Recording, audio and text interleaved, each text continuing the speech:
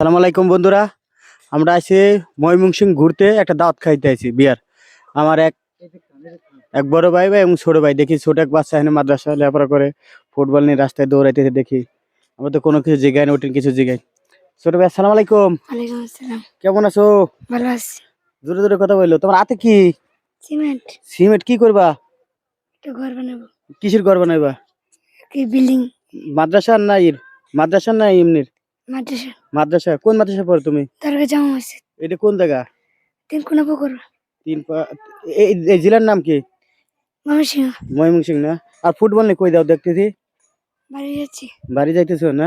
তো বাড়ি কই? এই যে সামনে। তোমার ভাই বোন কয়জন? আমার ভাই, এক ভাই আমি এক বোন। এক ভাই এক বোন না? তো তুমি মা বাপ আছে নি সবাই? আছে। মা বাবা সবাই আছে। আর এক ভাই এক বোন? বোন ছোট না বড়? ছোট। ছোট কি আর বোনও কি মাদ্রাসা পড়ে? না। তাইলে বাড়িতে থাকে। বাইরে থাকে। রিজিকের মালিক কে? আল্লাহ।